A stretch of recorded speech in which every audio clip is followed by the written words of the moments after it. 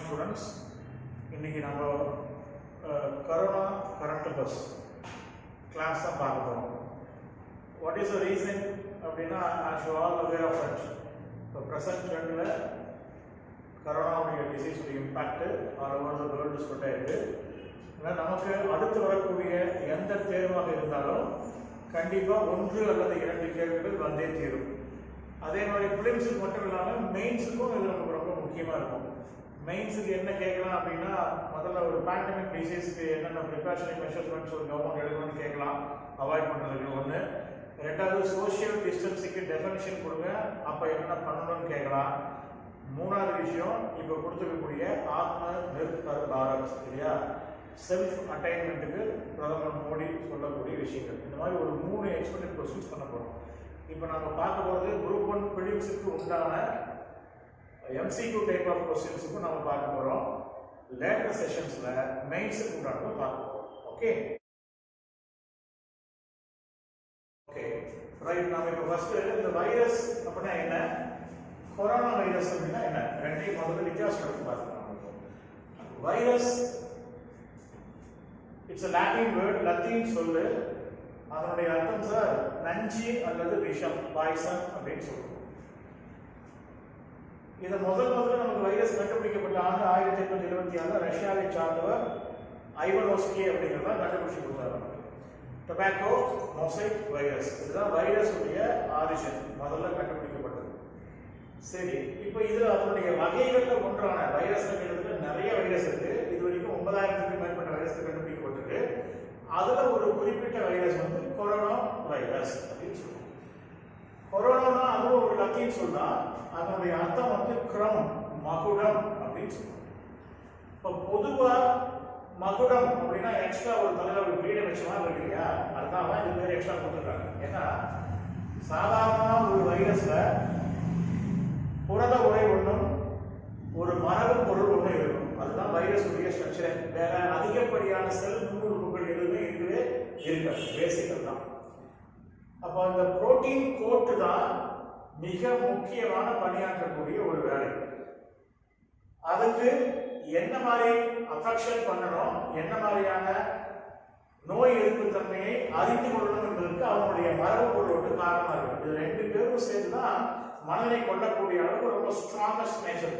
Virus வேற எந்த விதமான ஸ்பெஷல் உறுப்புகளும் கிடையவே கிடையாது. அப்ப பொதுவா அனைத்து வைரஸ்களுமே நமக்கு ஸ்பெரிக்கல் ஷேப் தான் சார், வட்ட வடிவத்தில் தான் இருக்கும். ஒரு புரத உரையும் மரபு பொருளும் கொண்டிருந்தாலே அதுக்கு பேரு fully infected natural virus is called as விரியான் அப்படின்னு சொல்றாங்க. நிறைய வைரஸ்கள் கண்டுபிடிக்கப்பட்டிருக்கு. இந்த வைரஸ்கள்ல மிக முக்கியமாக மரபு பொருளை என்ன சார் இருக்கலாம், ஏன்னா மனித செல்ல எல்லாமே DNA இருக்கும், RNA இருக்கும். தாவர செல்லையும் DNA இருக்கும், RNA இருக்கும். வைரஸ்லையும் டிஎன்ஏவும் இருக்கும், ஆர்என்ஏவும் இருக்கும். ஆனா ரெண்டும் ஒண்ணா இருக்காது, தனித்தனியா இருக்கும். ஒரு சில வைரஸ்ல டிஎன்ஏ மட்டும் இருக்கும், ஒரு சில வைரஸ்ல ஆர்என்ஏ மட்டும் இருக்கும். அதுக்கு நம்ம போக வேண்டாம், இப்ப பார்க்கலாம். அப்ப கொரோனா வைரஸ் இருந்து எந்த அளவுக்கு வேறுபட்டு இருக்கு அப்படின்னா, அதனுடைய புரத உரை தான் சார் மேல கொஞ்சம் எக்ஸ்ட்ரா நீட்சிகள் கொண்டு காணப்படும். இதுதான் ஒரு செல்லு வேற ஒரு போஸ்ட், ஒரு விருந்தோப்பியோட உடலுக்குள்ள வந்ததையுமே இதெல்லாம் போய் ஒரு கூப் மாதிரி மாட்டிக்குவார் சார், அஃபெக்ட் பைண்டிங் ஏஜென்ட். அதுதான் அதுக்கு பயன்படக்கூடிய ஒரு பொருள் தான் இந்த புரோட்டீன் கோட். கொரோனாவோட மரபு பொருளா என்ன இருக்கு அப்படின்னா RNA தான் இருக்கு. இதை பத்தி நம்ம மேற்கொண்டு பார்க்க போகிறோம்.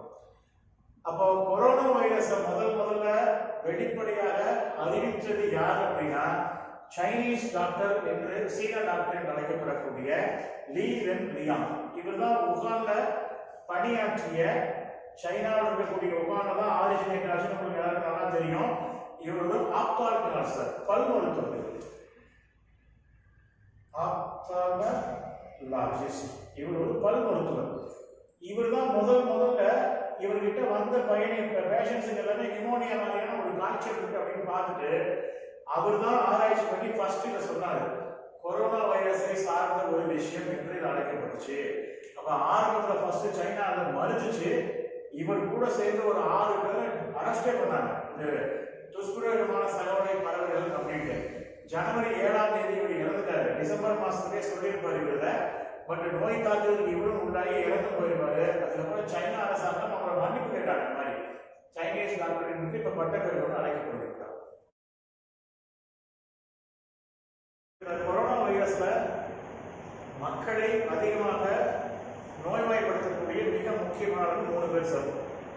ஃபர்ஸ்ட் சார்ஸ், 2 மெர்ஸ், இப்போ கோவிட்-19. 3 பேரும் ஒரே குடும்பம், கொரோனா குடும்பத்தை சார்ந்தவர்கள். சார்ஸ் அப்படின்னா சிவியர் அக்யூட் ரெஸ்பிரேட்டரி சிண்ட்ரோம், சுவாச மண்டலத்தை தாக்கக்கூடிய ஒரு நோய் தான் சார்ஸ் சொல்லுவோம். இது 2002ஆம் ஆண்டு சைனாவில் தான் முதலாக கண்டறியப்பட்டது. நிறைய மக்களை தொந்தரப்படுச்சு. ஏர்பார்ன் டிசீஸ், காற்றில் பரவக்கூடியது, தும்முறது, சளி, உமிழ் நீர், இந்த மாதிரி மூலமாக காற்று பரவி ஒரு மனிதனிலிருந்து அடுத்த மனிதனுக்கு ரொம்ப போகும் ஈஸியாக. 2வது மெர்ஸ் என்று சொல்லக்கூடியது, மிடில் ஈஸ்ட் ரெஸ்பிரேட்டரி சிண்ட்ரோம். 2012ஆம் ஆண்டு இது சவுதி அரேபியாவில் முதல்ல கண்டறியப்பட்டது. இதுவும் ஒரு மனிதனிலிருந்து அடுத்த மனிதனுக்கு பரவக்கூடியது, பேண்டமிக் அப்படின்னு சொல்றோம், தொற்று நோய் அப்படின்னு சொல்றோம். ரொம்ப ஈஸியா இதுவும் பரவும். நிறைய மக்கள் இந்த நோய்வாய்ப்பட்டு அப்படியெல்லாம் ஆட்டோமேட்டிக்கா எதிர்ப்பு தன்மை உடம்புலேயே உருவாகி குணப்படுத்தி கொண்டிருக்கு. அதே தான் நடக்க போகுது. கோவிட்-19 அப்படின்னு சொல்லுவாங்க, கொரோனா வைரஸ் டிசீஸ் 19 என்ன காரணம், 2019ஆம் ஆண்டே கண்டுபிடிக்கப்பட்டுச்சு அப்படின்னு சொல்லுவோம். ஏன்னா லீவன் யாரும் சொல்லிருக்காங்க 2009 டிசம்பர்லயே 19 டிசம்பர்லயே சொல்லியாச்சு. அதனால இந்த வயசுக்கு அதே பேர் வச்சுட்டாங்க. கோவிட்-19 2019ஆம் ஆண்டு சைனாவில் உகான் கேட்டல கண்டறியப்பட்டது. ஒரு முக்கியமான ஏரியா கொடுத்துருக்கோம், கேலண்டர் ஆஃப் கொரோனா. இந்த டேட்ஸ் பேசி எப்போ தேதி ரொம்ப முக்கியம் கேட்குவாங்க. நிறைய தேதிகள் இருக்குது. அதில் நான் கருதக்கூடிய தேதிகளே உங்களுக்கு ஒரு தொகுப்பாக கொடுக்குறேன். முதல்ல டிசம்பர் 8, 2019 அன்றைக்கி தான் முதல்ல கொரோனா நோய் தொற்று ஏற்பட்டுச்சு அப்படின்னு சொல்கிறாங்க. டிசம்பர் 8, 2019.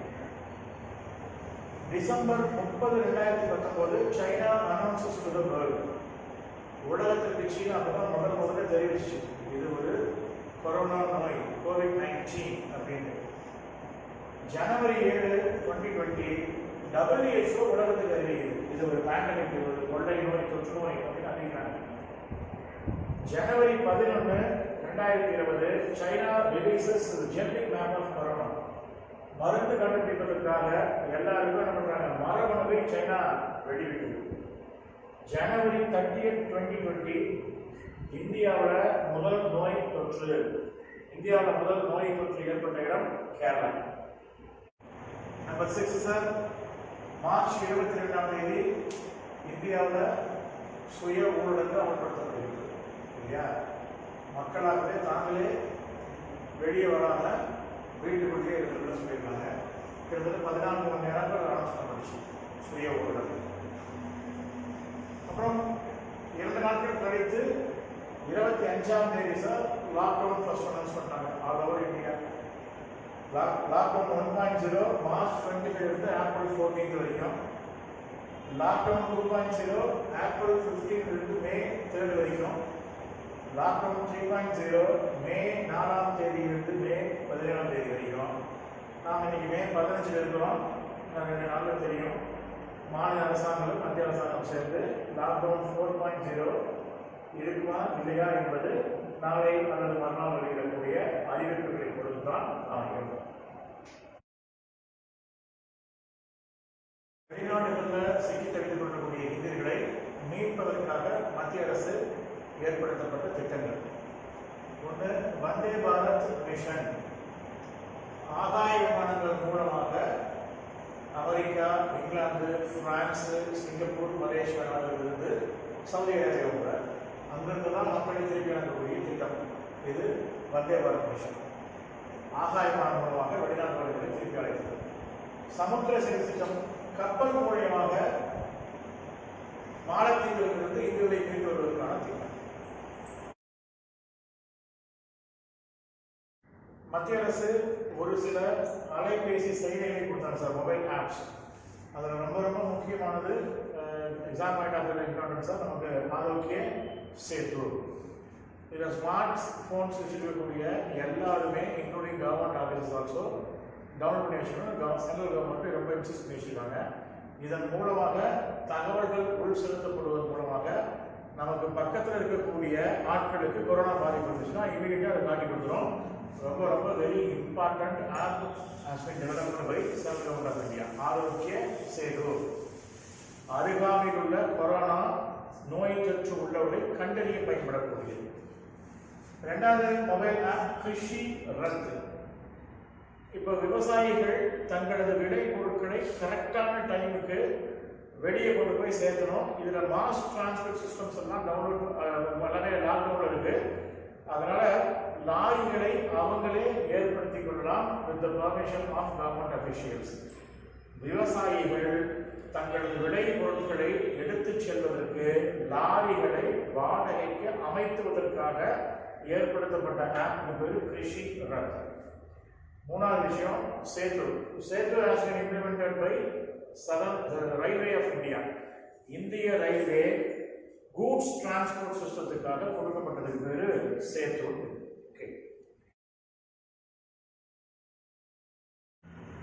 இப்போ இந்த மருந்துகள் நிறைய கம்பெனிகள் இப்போ ரெடி பண்ணிட்டு இருக்காங்க. அதில் ஃபர்ஸ்ட் ஆரம்ப காலத்தில் ஹைட்ராக்சி குளோரோக்வின் கொரோனாவை குணப்படுத்தக்கூடிய மருந்து என்று பரவலாக கேட்கப்பட்டுச்சு. இந்தியா கிட்டத்தட்ட 107 நாடுகளுக்கு இந்த மருந்தை எக்ஸ்போர்ட் பண்ணாங்க. அதில் அமெரிக்கா கொஞ்சம் மிரட்டியே வாங்கினாலும் கூட நம்ம செய்தித்தாள்கள் படிச்சிருக்கோம். டொனால்ட் கண்டிப்பாக கொடுக்கணும்னு சொல்லியிருக்காரு. அவர் அந்த கேம் சேஞ்சர் கூட சொன்னார் ஆரம்பத்தில். இது கொரோனாவுக்கான கேம் சேஞ்சர் என்று அந்த மருந்துக்கு வச்சிருக்காரு. ஹைட்ராக்சி குளோரோக்வின் சின்கோனா என்கின்ற மரப்பட்டையிலிருந்து எடுக்கப்படக்கூடிய ஒரு மருந்தாகும். அதை முதல்ல எதுக்கு பயன்படுத்தப்பட்டுச்சுன்னா மலேரியா நோய்க்கு இது மருந்தாக பயன்படுது. இன்னைக்கும் பயன்படுத்தப்படுகிறது. மிக நல்ல ரிசல்ட் கொடுக்கக்கூடிய ஒரு மருந்து. இதுதான் எல்லாரும் ஃபர்ஸ்ட் ட்ரை பண்ணாங்க. ஹைட்ராக்சி குளோரைடோட கூட அசித்ரோமைசினையும் பாராசிட்டமால் இந்த காம்பினேஷன் கொடுத்து தான் பண்ணாங்க. இந்த மலேரியாவுக்கு சின்கோனாவை ஹைட்ராக்சி குளோரைட் மருந்தை முதல்ல பயன்படுத்த 1934 ஹான்ஸ் ஆண்டர்சாக்கின் தான் பயன்படுத்தாங்க. இந்தியா அமெரிக்காவுக்கு மட்டுமல்லாமல் கூட 107 நாடுகளுக்கும் இதை ஏற்றுமதி பண்ணுச்சு.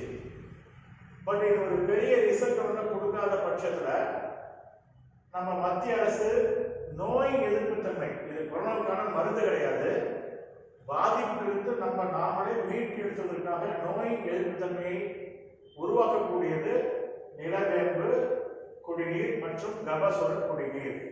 இதை ரெண்டையுமே ஆயுஷ் அமைச்சகம் நமக்கு பரிந்துரைத்தது. இது வீடுகள் தோறுமே இப்போ இலவசமாக கபசுர குடிநீர் கொடுத்துட்டு இருக்காங்க மத்திய அரசு. பட் இப்போ கிட்டத்தட்ட அமெரிக்கா சார்ந்த கிலியாட் சயின்சஸ் என்ற ஒரு நிறுவனம் கொரோனாவை குணப்படுத்தக்கூடிய மருந்தை மனிதர்களுக்கு சோதனை மூலமாக செலுத்தி கிட்டத்தட்ட கண்டுபிடிக்கக்கூடிய மருந்துக்கு ராம்டெசிவிர். இதுதான் இது கொரோனாவுக்கான மருந்தாக அமையுமா என்பதை வரக்கூடிய நாட்களில் பார்க்க முடியும். இந்திய மருந்து நிறுவனங்கள் கிட்டத்தட்ட 2-3 நிறுவனங்கள், முக்கியமாக சிப்லாக இந்த கிலியாட் சயின்சஸ் கூட உடன்படிக்கை ஏற்படுத்திட்டு இருக்காங்க. இது தீர்வாக கொரோனாவுக்காக தீர்வாக அமையுமா என்பதை வரக்கூடிய நாட்கள்